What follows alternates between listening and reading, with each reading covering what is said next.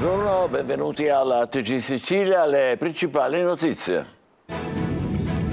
Catania, mio figlio finito in ospedale per colpa di chi vuole gestire il territorio. Al TG Sicilia la mamma del 18enne picchiato all'entrata del Parco Gioeni. Denuncio per proteggere i figli degli altri. Trentino rincara la dose. All'aeroporto di Fontanarossa non si dimettono? La Chiozza dice non abbandona i suoi pulcini. Le sue posizioni politiche ampiamente condivise da Fratelli d'Italia e per molti è una sorpresa. L'allarme del procuratore di Palermo De Lucia nel ricordo di Libero Grassi: troppi imprenditori pagano ancora il pizzo, in tanti chiedono favori ai boss. Migranti, si allenta la pressione su Lampedusa, trasferiti oggi in 1800. Il sottosegretario Mantovano coordinerà i piani del governo. A Gela, Orazio Netturbino con la laurea in economia. Ho trovato serenità e futuro. Musica, entusiasmo al Teatro Greco di Taormina per la storica coppia di cantautori italiani De Gregori, Venditti. Calcio, il Catania si presenta alla città, dirigenti, staff tecnico e giocatori ricevuti a Palazzo degli Elefanti. In Serie B il Palermo stasera torna in campo contro la Reggiana.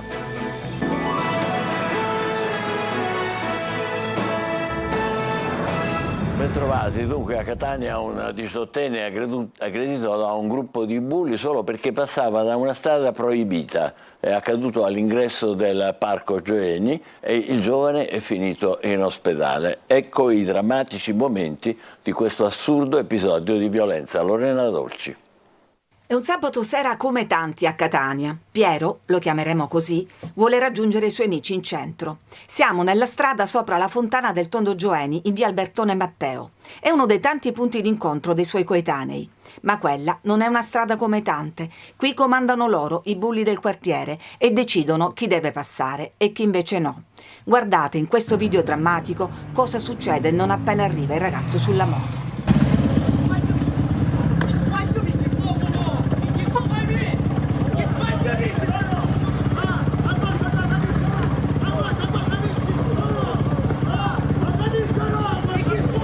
È un'aggressione selvaggia e immotivata. Sono calci e pugni contro una persona già a terra indifesa. Un pestaggio che poteva finire anche peggio, interrotto da un ragazzo che interviene e allontana gli aggressori. Piero, 18 anni appena compiuti, finisce in ospedale con una prognosi di 25 giorni per i traumi riportati. Adesso è a casa, dolorante ma coccolato dagli amici che cercano di fargli dimenticare questa brutta esperienza. La mamma ha deciso di presentare denuncia. Il video che state vedendo dopo aver fatto il giro dei social è adesso nelle mani degli inquirenti. Un indizio per fare luce su una terra di nessuno, un rettilineo che diventa pista per le impennate, dove non c'è nessun controllo, solo la legge del più forte. Sembra veramente incredibile, una scena inammissibile. Una bonifica da quelle parti, l'ingresso del Parco Gioeni, è indispensabile. Adesso la testimonianza della madre che dice punito da chi vuole gestire un pezzo di territorio. Come sta adesso tuo figlio? Allora, mio figlio sta discretamente, ha riportato dei danni abbastanza lievi rispetto all'aggressione che ha subito, per fortuna, perché aveva il casco, quindi ha un leggero trauma cranico, un leggero dolore alla gamba, anche al collo, e deve portare per almeno un mese il collarino. Che idea ti sei fatta di quello che è successo? Allora, innanzitutto ho pensato che è successo in una zona della città che tutto sommato è in un'area buona della città, ma che è sicuramente una zona non controllata. Penso che ci siano delle persone come questi tizi che si sono potuti permettere di gestire la zona, cioè dicendo ai ragazzi: tu da qui passi, tu da qui non passi, tu non impenni con la moto, il prossimo che passa gliele suono. E così è stato, e quindi mio figlio è stato il malcapitato in questo caso. Che cosa vorresti dire a questi ragazzi? Io sono dispiaciuta per voi, perché invece di uscire la sera, andarvi a divertire, andare a ballare, a mangiare una pizza, andare a scherzare con i vostri amici, uscite pieni di rabbia e di rancore, e quello che voi avete combinato ha creato un danno a mio figlio, ma creerà maggiori danni a voi sociali, creerà danni ai vostri genitori, creerà dispiacere alle vostre famiglie, a chi magari vi conosce e non sa quello che fate la sera. Voi avete presentato denuncia, perché avete deciso così? Se io non avessi fatto questo, magari loro ritornano là un'altra sera, gli dà fastidio che passano i ragazzi con la moto e decidono di picchiare un altro ragazzo. Magari l'altro ragazzo non ha il casco, magari l'altro ragazzo sbatte la testa e invece di essere qui la madre a parlarne è in rianimazione. Quindi io questo l'ho fatto per proteggere i figli degli altri. Beh, il dolore di questa donna, di questa madre è certamente umanamente comprensibile, bellissimo anche. Occorre però che zone fuori controllo, dove il controllo del territorio è preso da altri, non esistano più, né a Catania né in nessun'altra parte della regione. Passiamo ad altro. Catania, manager non all'altezza. Il sindaco Trantino ribadisce la sfiducia nei vertici dell'aeroporto. Lacune e approssimazione nella gestione dell'emergenza dopo l'incendio di luglio. Non vogliono dimettersi, si chiede? Me l'aspettavo. La Chioccia non abbandona i suoi pulcini. Tonino De Mana. Sindaco, su rifiuti e emergenza aeroporto lei umilmente ha chiesto scusa. Per la vicenda aeroporto, SAC, chi dovrebbe chiedere scusa? Non sta a me a dirlo. Io ieri in assemblea dei soci ho chiesto le dimissioni dell'intero consiglio di amministrazione, avendo ritenuto che vi fossero gravi inadempienze in tutto il loro operato in relazione alla mancata assistenza dei passeggeri, che hanno comportato vere e proprie sofferenze, quindi ben più che disagi, che alla fine hanno determinato un ritorno negativo in termini di reputazione del nostro distretto, i cui danni non possiamo calcolare adesso, ma che certamente nell'onda lunga saranno notevoli per decine, se non, come qualcuno dice, centinaia di milioni di euro. Qualche associazione ha valutato un calo del 30% del turismo proprio per gli incendi in aeroporto.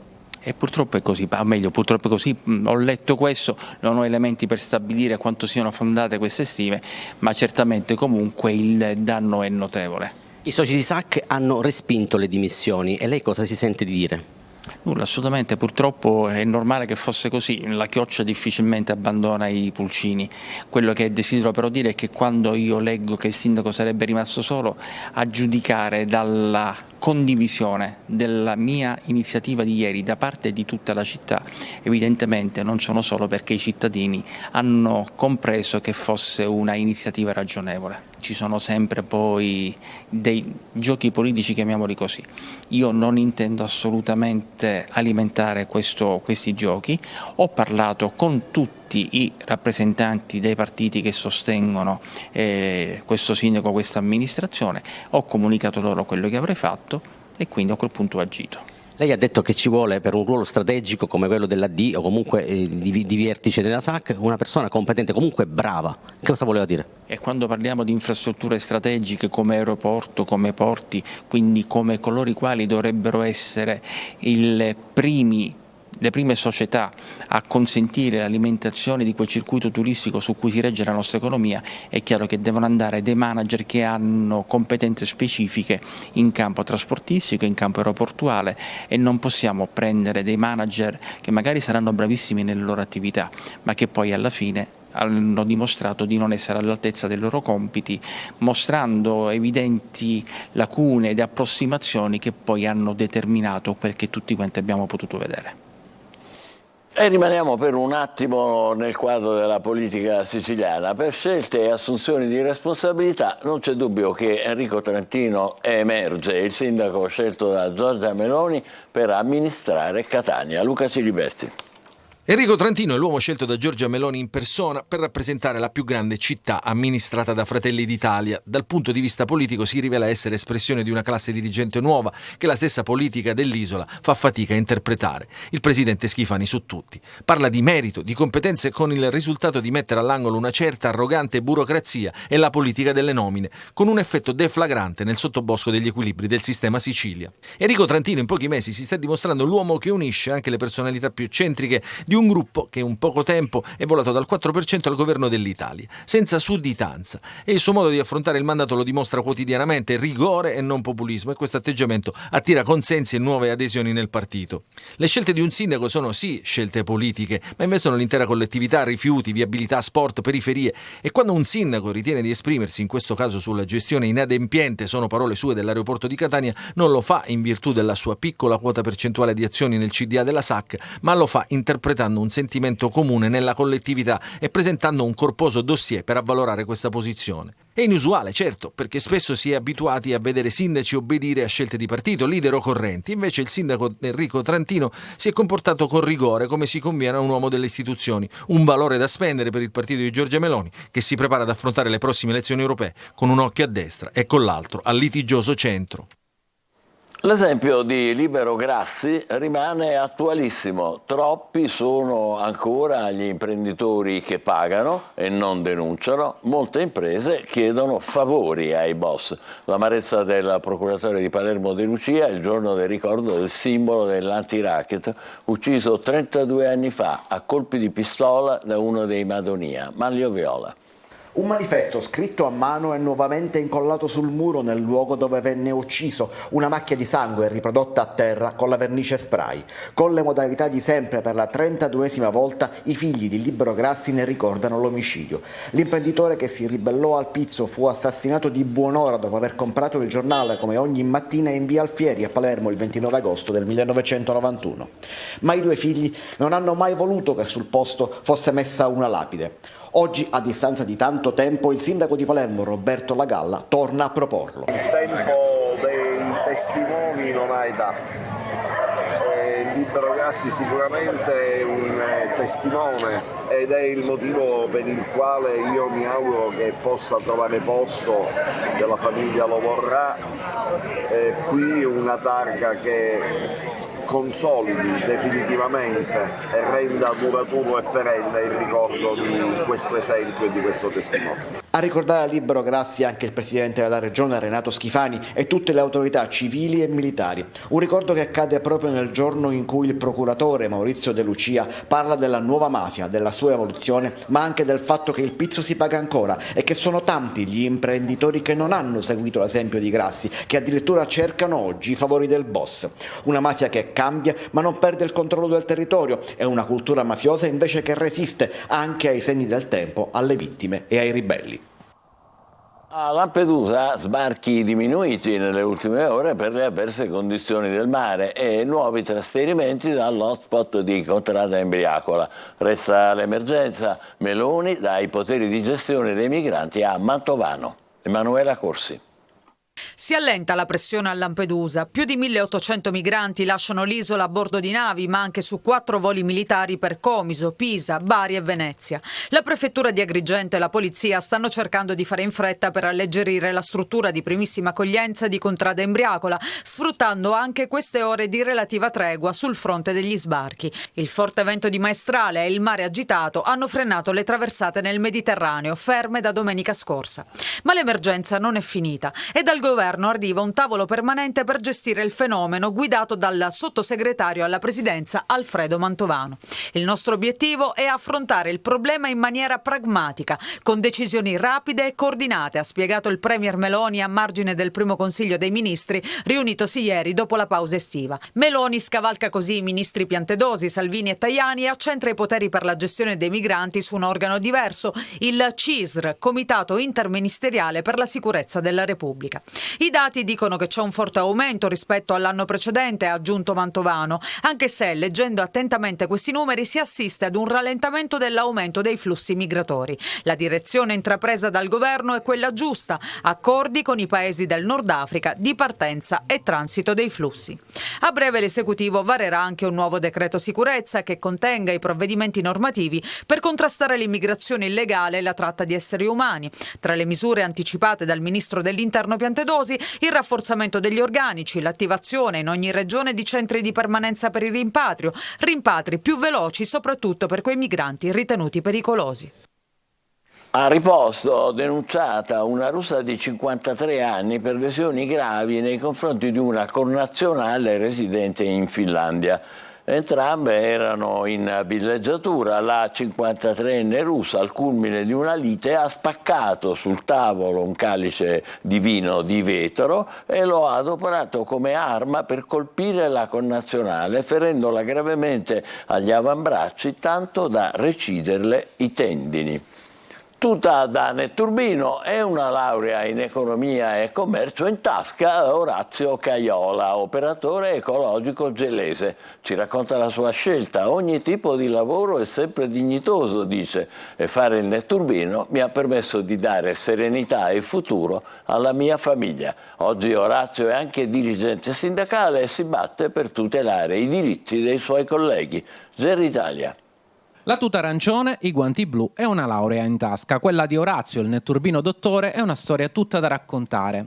Orazio, 44 anni, lavora per la ditta che si occupa della raccolta di rifiuti in città dal 2014. Da 8 anni a questa parte gira per i quartieri col suo mini compattatore a ritirare la plastica e il vetro dalle attività commerciali, ma la sua storia parte da molto lontano. Nel 2004 Orazio lavora in amministrazione per una ditta che si occupa di rifiuti e nel frattempo studia economia e commercio all'Università di Catania, dove nel 2006 consegue la tanto agognata laurea. Dopo il traguardo accademico, però, a causa di una serie di vicissitudini legate al cambio di appalto nel servizio, Orazio si trova a percorrere strade alternative fino alla proposta di lavoro come netturbino. Contratto regolare, ferie, contributi e soprattutto stabilità. Una proposta che accetta per garantire un futuro alla sua famiglia.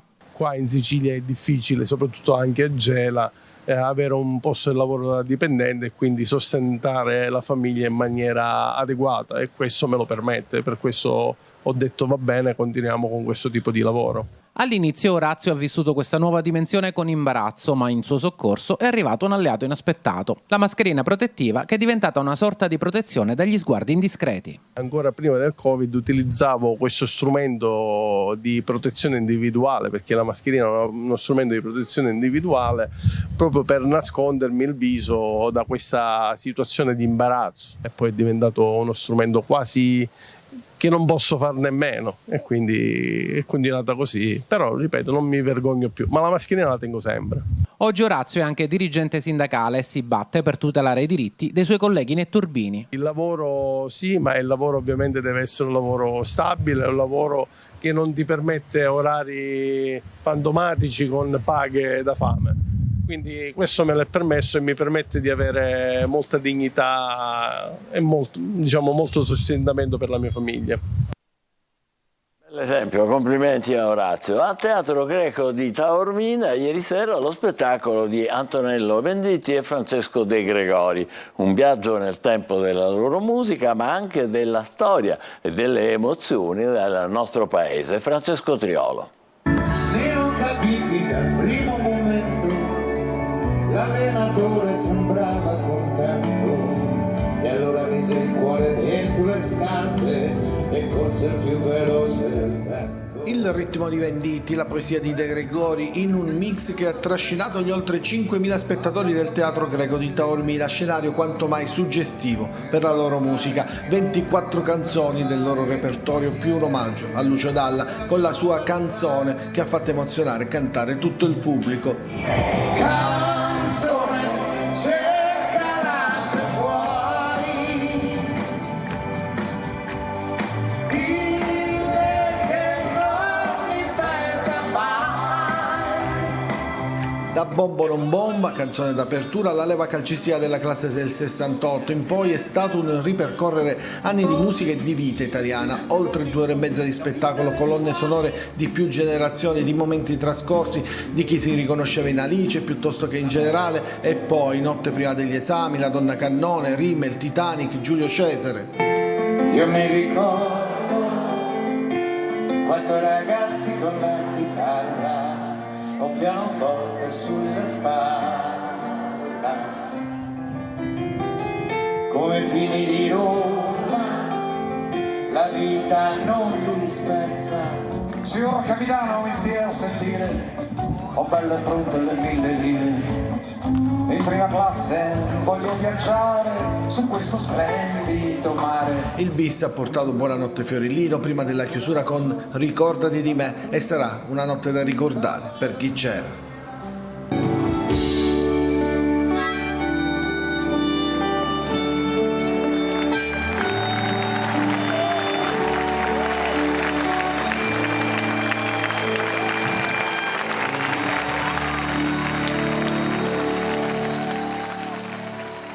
Bellissimo, facciamo una breve pausa, tra poco il calcio, il Catania si presenta alla città al Palazzo degli Elefanti, state con noi.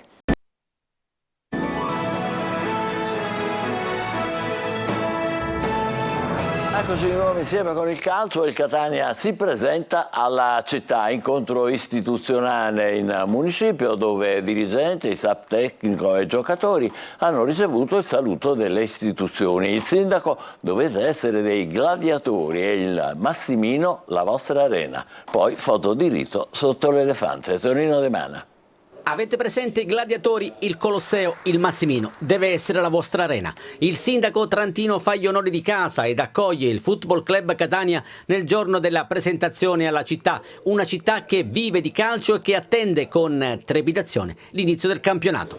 Tifosi che stanno già facendo sentire la loro presenza con la campagna abbonamenti che ha già superato le 12.000 tessere. Venerdì sera si riparte e Catania-Crotone sarà l'anticipo assoluto della Serie C, una vetrina degna di palcoscenici superiori. Lo ha ribadito anche l'amministratore delegato Vincenzo Grella, sottolineando che molti giocatori arrivati in questa sessione di mercato hanno scelto Catania, rifiutando club di Serie B. Hanno scelto il nostro progetto, hanno scelto questa città e io sono molto orgoglioso di questo. 12.000 abbonamenti, Massimino che praticamente splende, abbiamo visto ieri sera, ci sono tutti i tasselli giusti per fare una stagione di vertice. Sicuramente l'obiettivo del club è di fare un campionato da vertice, proponendo un calcio aggressivo, un calcio che rende orgoglioso tutti i nostri tifosi. Scalpi da Samuel Di Carmine, professione goleador. Non vediamo l'ora, sarà una grande emozione e speriamo di fare subito una bella gioia ai tifosi. Si aspettano tanto da dei tifosi perché saresti la ciliegina sulla torta, l'attaccante da doppia cifra. Ma intanto io ringrazio perché mi hanno fatto sentire un calore per me bellissimo in queste settimane sono arrivato, insomma, e farò di tutto per dimostrare chi è Di Carmine. Dirigenti, staff tecnico, calciatori e collaboratori sono stati presentati uno ad uno, poi sfilata tra ali di tifosi nell'atrio del municipio e foto di rito sotto l'elefante, simbolo di Catania e del Catania. Turno infrasettimanale in Serie B che inizia stasera. Il Palermo di scena Reggio Emilia contro la Reggiana. Ieri lo sfogo di Corini in sala stampa. Marco Cullà. Godetevi il percorso, lasciateci lavorare. Il messaggio di sfogo del tecnico Eugenio Corini è un messaggio chiaro, inequivocabile. Il Palermo ha bisogno di serenità e non di critiche per non aver vinto a Bari alla prima giornata. Questa sera Rosanero di scena a Reggio Emilia contro la Reggiana, turno infrasettimanale, sfida delicata anche perché il Palermo è un cantiere aperto. In famiglia si è sempre d'accordo come tratti un figlio. A volte lo sostieni, a volte lo sgridi, ma cerchi anche di capire in che modo farlo. Di conseguenza sull'amore del tifoso verso la maglia non discuto niente, sto lavorando a livello generale che noi tutti vorremmo un figlio laureato alla Bocconi, con un lavoro non so da che parte, a volte succede, a volte non succede, ma gli vuoi bene uguale e a volte nel percorso fa qualche errore e lo sostieni. Io sto solo dicendo questo, non si può creare una condizione di massimo stress dopo una giornata di campionato dove hai pareggiato Bari, dopo una partita di Coppa Italia dove hai fatto 90 minuti che potevi vincere, hai fatto 0-0 a Cagliari e nei supplementari hai pareggiato al 123esimo. Una vittoria quindi per scacciare i primi malumori e nervosismi. Il Palermo affronta la Reggiana dopo il riposo forzato e ha una sola missione: tornare a casa con i 3 punti. Corini non cambierà moltissimo, esordio da titolare sulla sinistra per Lund, sulla destra in difesa spazio a Mateu, al centro Lucioni e Ceccaroni. Vasic, Stulac e Gomez saranno i perni del centrocampo. In avanti Di Mariano e Insigne supporteranno Brunori. Fischio d'inizio alle 20:30 al Mapei Stadium, presente 1500 tifosi rosanero. Ci fermiamo qui, la TG Sicilia torna alle 20, grazie per l'ascolto, buon pomeriggio.